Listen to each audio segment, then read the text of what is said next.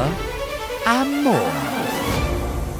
Welcome to part 2 of what I originally planned as a 2-part video series on Olandria and Taylor. And yes, I will also still be talking about Nick and Olandria in this video. But there was just so much to unpack, so I've turned this into a 3-part series. And in part 3, I will focus entirely on Nick Olandria and everything that begins to unfold between them. The dynamics between Olandria and Taylor are layered, but when I looked at her early connection with Nick, even before they were officially Nick Olandria, something stood out to me. And that brings me to the question that has stayed with me throughout her journey. What if strength is what was keeping Olandria stuck? We often admire those who hold it all together, who don't cry, who seem fine.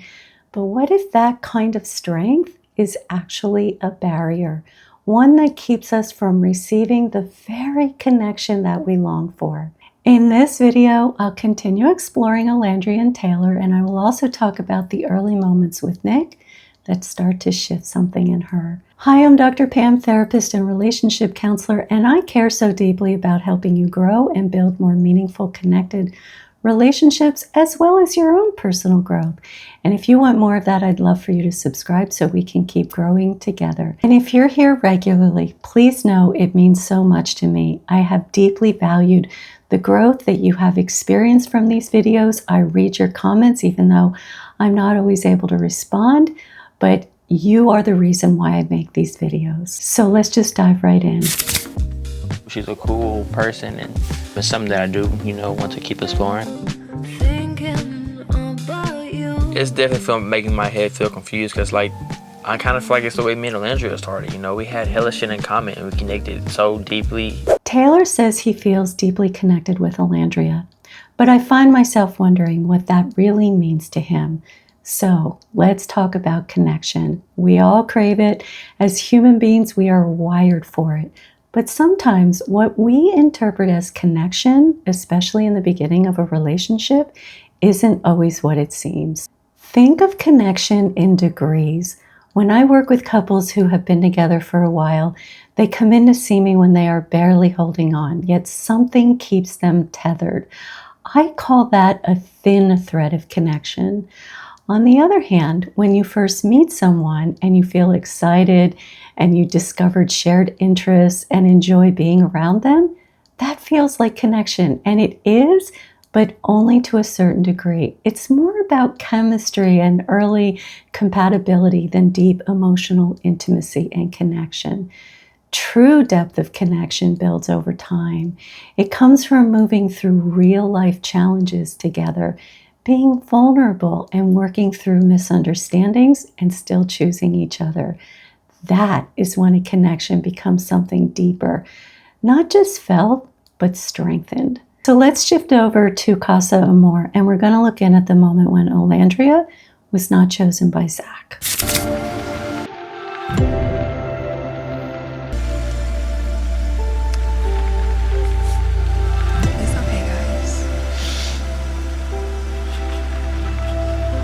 Congratulations, Amaya and Zach. You are now a couple.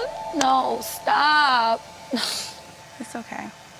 If I were counseling Olandria, I would ask her, where did you learn to shut down your own emotions and step in to comfort someone else instead?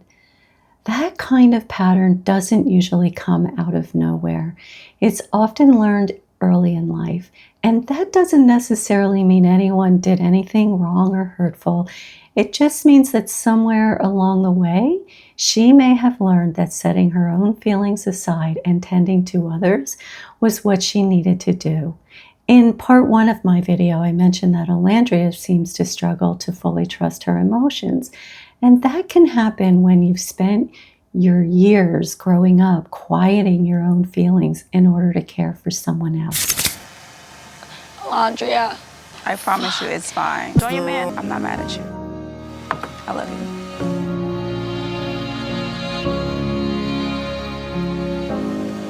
Y'all don't see me crying. It's okay. Olandria is the one who's vulnerable here. She was just rejected, and she's at risk of having to leave the villa. And yet, she is the one comforting everyone else around her. She says she's okay and even pointing out to all of them, y'all don't see me crying. It's as if she denies her own emotions for the sake of taking care of everyone else. And sometimes that can be a sign of someone who's learned to cope by staying strong on the outside, even when they're hurting on the inside. And then someone says this. My journey here has been one of a journey, and I'm okay.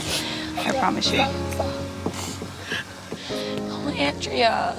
It's okay. I'm not mad at you, girl. It's okay. You are so strong. You have to be. Ain't nobody else over here gonna be strong for me. And that statement broke my heart. No one here is going to be strong for me. We have to stop saying that strength means hiding our pain. I see this all the time. True strength is allowing ourselves to feel our pain and manage it and to heal from it. This does not mean that she does not have strength in many ways, but we tend to tell ourselves that strength is not feeling or showing emotion. What I am saying is that we need to stop calling the absence of emotion strength. When Olandria says she's okay and points out that she's not crying, I wonder if that's her way of holding it all in, not because she isn't hurting, but because she has learned to keep her pain private, even in moments when she most needs comfort. So Olandria is told that she has to leave, and she says something very telling here. Why the fuck are you not crying, bitch? You are so strong. I've been having to be strong my whole life. There it is. I've had to be strong my whole life. But maybe what that really means is I've had to push my emotions aside for the sake of others my whole life. That comes at a cost. When you have spent years putting your own feelings on hold to show up for others, it can become hard to even recognize what you need, let alone express it. Olandria then responds to her friends when she leaves the villa like this. I love you so much. Please remember me. Girl, we love you. Forget. Stop messing up the makeup. Keep that face card intact, okay? Love you, my girls. Bye. She showed them that when what she was really feeling was this. I did not want to leave my people this way.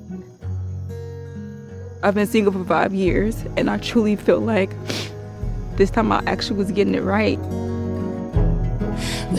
I want to find love so bad, y'all. I really do. This broke my heart. I just want to hug her. In that moment, she was showing pure vulnerability, and that is strength, by the way. The sadness and the pain that she had been holding in finally came through. She says so much in that short clip I just showed you. She didn't want to leave her people this way. She didn't want to leave with everyone feeling sad. At least that's how I heard it. And she has been painfully single for 5 years, and that clearly hurts. Remember when she first arrived at the villa, I pointed out in, I think it was part 1, yeah, it was part 1, that she didn't want to leave with any regrets. I think this is what she meant. She wanted to be intentional, to open herself up and to meet the love of her life.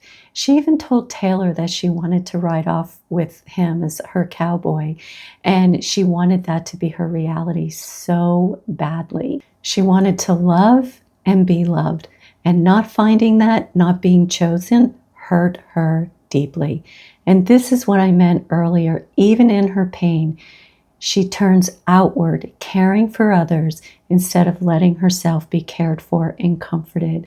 It's a pattern that sadly I see often. The one who's hurting the most becomes the one trying to hold up everyone else. It is such an important reminder that so many people carry invisible grief behind strong smiles. Sometimes the kindest thing we can offer to others and to ourselves is permission to feel and learn to comfort ourselves as well as let others comfort us. So next, we know that Olandria and Nick had to leave the island, But then we see Nick and Olandria still on the island on what sort of seems like a beautiful date together.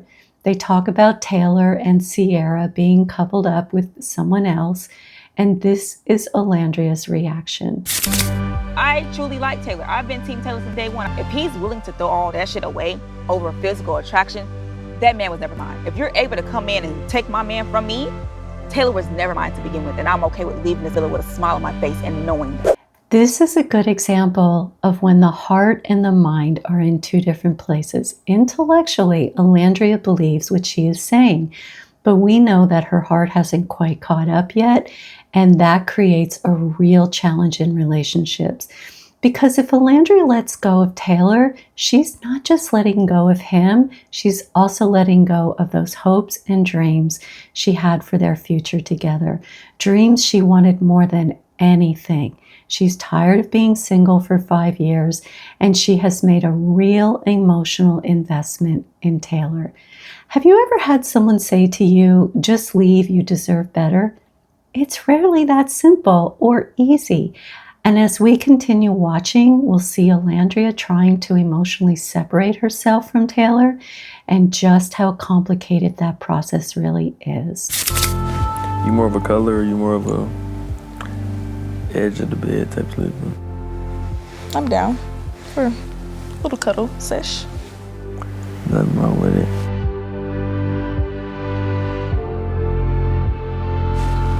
Thank you for coming. Of course.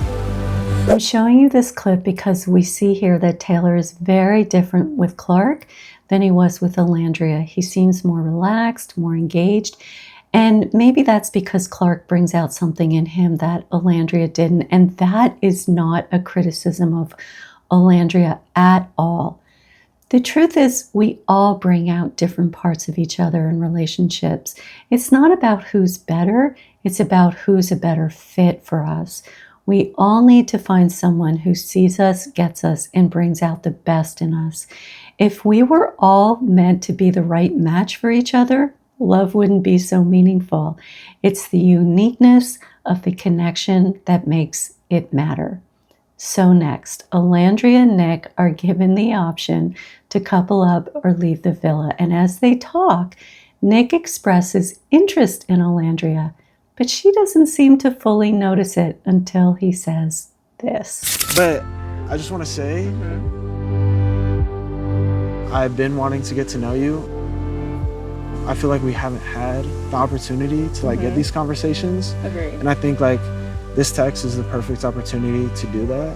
In the beginning, how we kept kissing and we would never pull each other for a check. When Nick shares his feelings, there's a real vulnerability in his voice, and something seems to shift or soften in Olandria. It's as if being seen like that catches her off guard in the best way. There may be many reasons they didn't pursue each other. Olandria mentioned that Nick was involved with Bella and then Sierra, and she didn't want to cause any trouble. Let me say this to you first. Some of you have shared that I missed important aspects in my part 1 video, especially regarding how the lived experience of Black women are shaped by both racial identity and cultural context. And I want you to know I have really appreciated those comments, and I have learned a lot from them. In my doctoral program, I was especially drawn to a theory called relational cultural theory, which emphasizes how deeply culture influences our relationships. And I deeply valued that learning because we all need to learn and be aware of how culture impacts our relationships. And I know I still have so much more to learn. I have always gravitated to wanting to learn and understand all cultures. So please continue to add your voice to this conversation because it matters. That being said, please share with me and others your thoughts on why Nick and Olandria may not have pursued each other for any reasons other than both of them being coupled up with others. And maybe that was the only reason, but I just would love to read your thoughts on that. I feel like it was this fun, secret admirer kind of thing. I kind of always wanted to let you know I was into you, but like had those conversations with time. Nick, what the? It's tough out in the real world. There's a lightness in Olandria here, even though they're not a couple yet. Compared to what we saw when she was with Taylor, this just feels different. Maybe it's just the awesome feeling of being wanted. Who doesn't enjoy that? But I just find it striking. This is a reminder of how important it is to stay open to people who see us clearly and value us. So often we unconsciously gravitate towards what feels familiar, not what's healthy. Obviously, I don't know what is true for Olandria, but for the sake of relational learning, let's just say, for example, if a parent, let's say it's a father figure, was emotionally distant or rejecting, we may find ourselves drawn to someone who feels the same, not because it feels good, but because it feels familiar. And sometimes we chase that familiar dynamic, hoping this time it will finally be different and heal that original wound if that person chooses us. But those wounds don't heal by repeating the past. They begin to heal when we choose something different. Okay, so back at the villa, Olandria and Nick are having a conversation about Taylor. He tells her that Taylor and Clark are interested in each other. The Taylor, or how was that? Not anymore? More Clark. So Clark and Taylor on each Coco's other. on the burner, and like Clark's the main. That's my op. She been putting in a lot of work, huh? Not a lot of work, just a lot of conversation. Yeah. You put in a lot of work. I have, like dates and shit. Like, come on out here. I wanted to show you this clip because I think it's important that Nick acknowledged and validated Olandria by saying she put in a lot of work with Taylor. He noticed her effort, and that speaks volumes about him. It shows that he was paying attention and recognized the emotional investment she made in that relationship, which likely means that he will notice when someone else makes an investment in a relationship with him. So they both acknowledge that now that they are back at the villa and Nick is exploring with Sierra and she is still interested in Taylor, but they also say that they want to explore each other as a possible couple. Let's watch. I've told you I'm attracted to you. No, you haven't. You keep picking me for challenges. We Maybe I've never really said that pulled to your that face. Yeah. Actually, you're right. Really? I think like the first kiss we had, I thought was like super hot. No way. Yeah.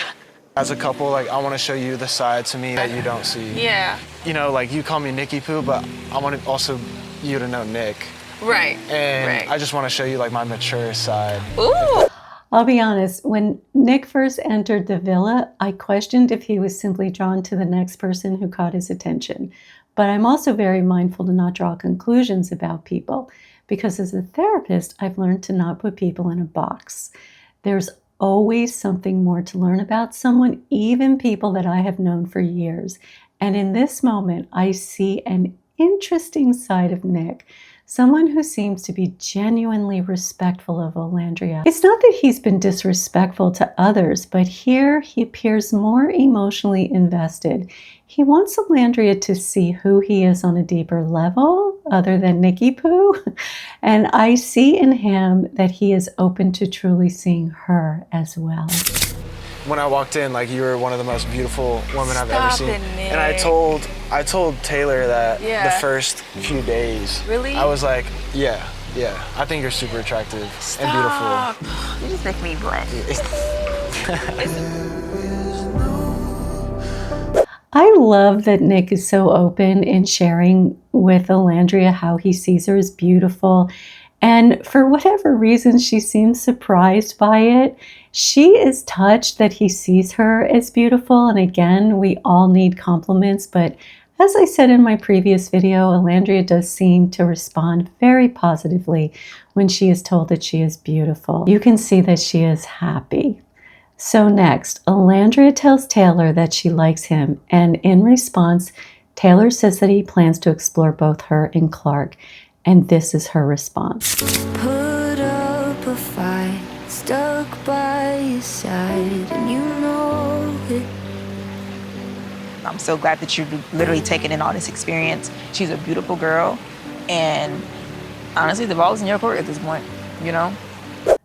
Please don't ever leave the ball in someone else's court when deciding whether or not they're going to be with you. I know this is painful for Olandria, and I remember the advice that she gave Huda when America voted for Iris to be coupled up with Jeremiah. I showed you that clip in part 1 of this video series, but she said, don't embarrass yourself by going too hard for a man. And I shared that with you because we often give advice based on our own experiences. So it is possible, obviously I don't know for sure, that Olandria has been falling into old patterns of going too hard for a man.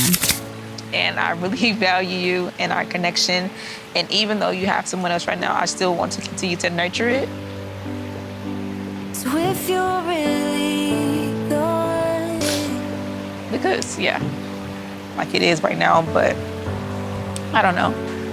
I'm still gonna be exploring you too, and no. Yeah. So this is her hurt speaking, the part of her that doesn't want to give up on the emotional investment she has made with Taylor. And Olandria has found herself in the position more than once of not being chosen. Thank goodness we know that something better is coming for her, because it is painful to see her hurting like this. I do believe that Taylor doesn't want to hurt her, but vague reassurances can unintentionally do more harm than clarity ever would. And I don't mean that in a harsh way. I just mean that if he already knows he wants to be with Clark, it would be kinder to end things now. Yes, it will hurt her, but like I said, it will hurt her more if he continues to give her false hope. I got hope for us, regardless of what's going on right now. And there it is, the false sense of hope that will hurt her on an even deeper level, because it puts her life on hold, and that is unfair to her. It keeps her stuck, and it prevents her from moving forward. Flushed right now. Oh, shit. A little bit. Will I make you nervous or something? A little bit. But No I like way. it. No, but it's not like a normal nervous. It's like, I really like your strong personality. It kind of like, I don't know, makes me feel, Make you feel I don't know, what? I kind of like it. What? Yeah. Ooh. It makes me intrigued, for sure. Really? That's spicy. From what we see, Nick gives Olandria so much more than Taylor did and does. He tells her what he admires about her, what he sees in her, and what attracts him to her. And you can tell that she is genuinely moved by that. She seems more relaxed when she's with Nick, calmer, more herself.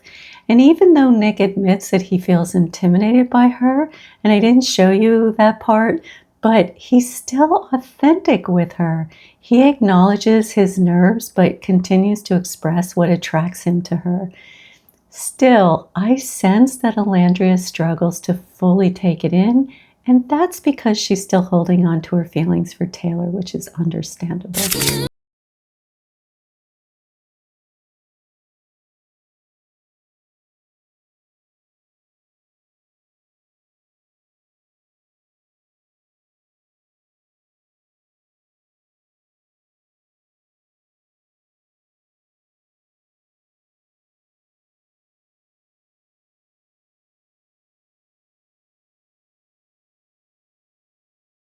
Only threw that clip in because I thought that they were really cute here. Let's keep going. You know what I love about you is like, we'll look at each other, like every other day you'll look at me and you give me that cheeky smile and like your big beautiful eyes.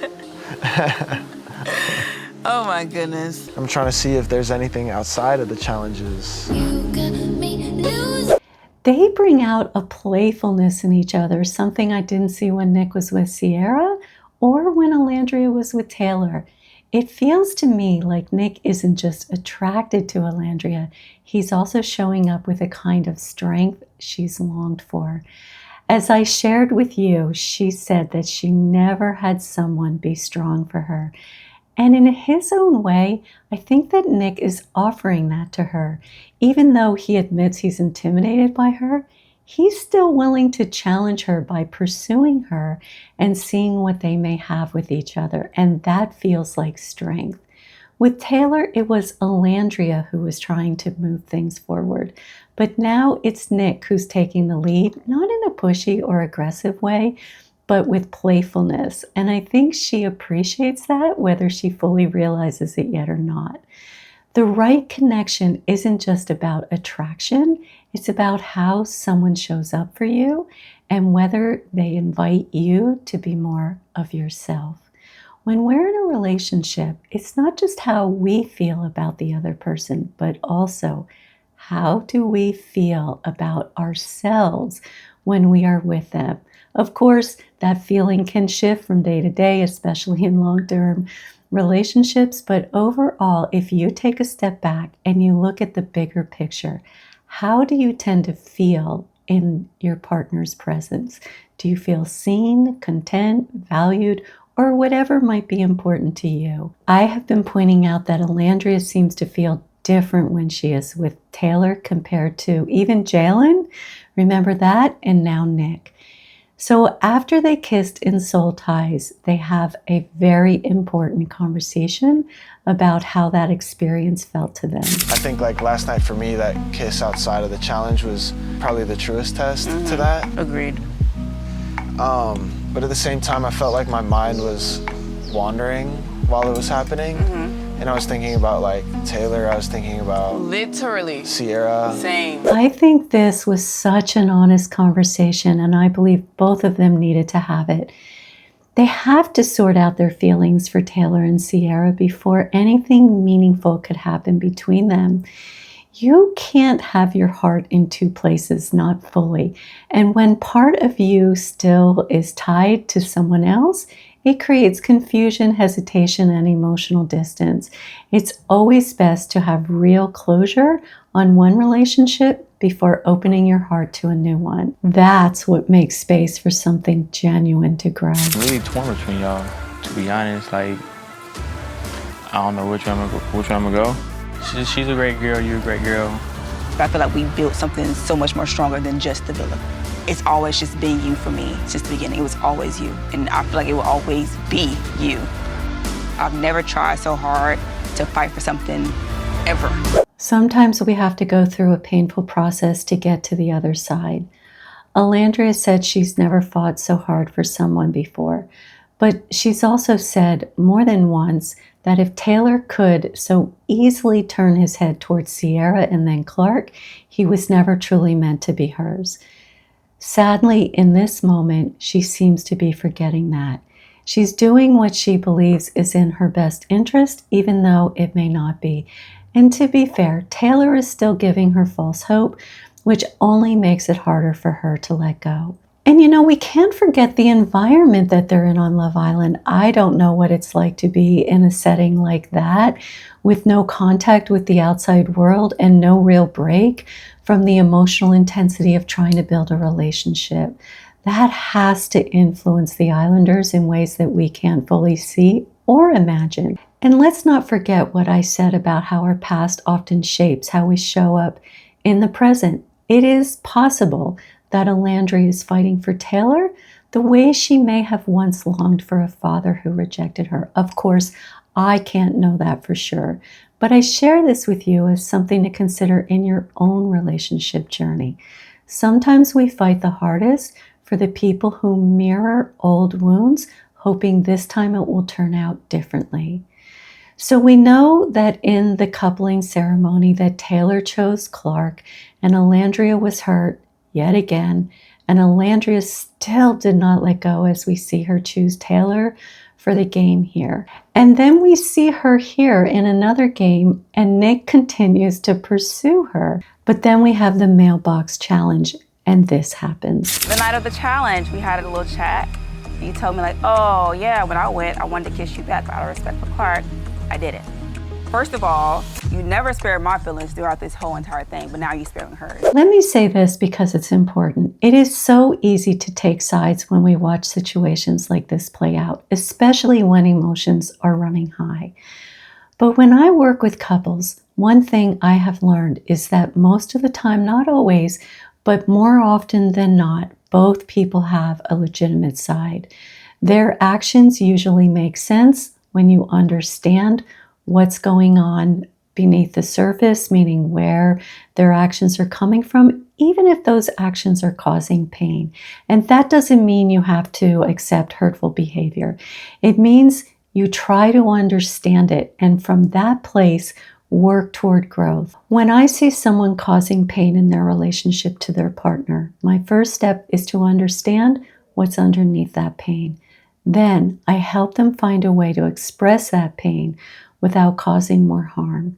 People don't grow and change until they feel understood.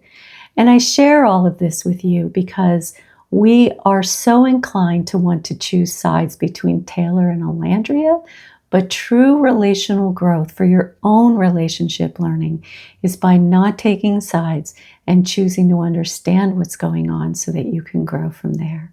But let's keep watching this play out. You don't give that you're trying to explore. So it's like you're telling me one thing, but you're moving another. I don't know what you're telling Clark, but I know what you're telling me, is you still want to explore both of us, but it does not give that. And in case you didn't know, he did say that. No, I know, he told me. But you don't move like that. Olandria is expressing her anger by telling Taylor that he wants to explore, but wasn't acting like that. If I were counseling Olandria, I would very gently say, you've already noticed that Taylor's words and actions don't align. So I'd like to understand what part of you wanted to believe him anyway. And I know that would be very hard for her to hear, but that's often the hard part of being a therapist, offering compassionate challenges that help someone move toward greater insight, self-awareness, and clarity. Sometimes we hold on to someone's words because they reflect what we hope is true, even when their behavior tells us a very different story. I cannot express how angry I've been. I've been holding this shit together. I've been taking shit on the chin every day, being dumped left and right. Not once did I ever question my worth. What do you need from me? What do you need from this connection? You couldn't say shit. You know, it's hard to watch her because I know that that's all coming from hurt and pain. Just to be clear, this anger is actually very deep hurt. There's almost always a feeling that comes first, like sadness, fear, or rejection, but we often bypass that vulnerable emotion and go straight to anger. It's easier to feel angry than to feel hurt. Olandria said a few things here that really stood out to me. I didn't show you this part, but she mentioned that one of the reasons she was angry was because she had reassured Taylor when Jalen was in the picture. And then, as you just saw, she said she's been holding it together, taking things on the chin, being rejected left and right, and then asked, what did you need from me? For me, this is one of the hardest parts in my work of being a therapist, and that's gently helping someone see their blind spots. If I were sitting with Olandria, I might say, I hear how much you gave and how hard you tried, but I also wonder, why did you feel the need to reassure Taylor when he seemed to be telling you one thing and doing something completely different? Why do you feel like you have to hold everything together, even when it comes at a cost to you? And why did you take it on the chin again and again when you were so clearly hurt? And yes, Taylor was rejecting her subtly, repeatedly. And she says that she knows her worth, and I believe her. She has so much worth. So I would ask her with care and curiosity, can you help me understand why you kept enduring that rejection when you know deep down that you deserve so much more? And just to be clear, when I share these insights, I'm really not making judgment or conclusions about Olandria or Taylor. We don't know their full story. I am offering these observations based on what we are shown so that we can use their experiences to learn more about relationships in general. It's my experience too. I'm not moving to keep you here, you feel me? Right. I'm moving to make a connection, whoever I make a connection with. So that was my whole plan throughout here. And the way you was thinking was, you want me to move for you. You feel me? Like I shared with you, when I work with couples, I don't choose sides. Choosing sides can create more distance between two people, and that's not why couples come to counseling. And that doesn't mean I avoid difficult conversations. I absolutely challenge each partner, but I do so with fairness, compassion, and a genuine desire to understand their experience. With that in mind, I imagine this situation was hard for both Olandria and Taylor. Olandria's anger came out publicly, and that likely wasn't easy for Taylor to receive. At the same time, Taylor shares that Olandria wanted him to move for her, while he felt he was trying to move toward a connection for himself.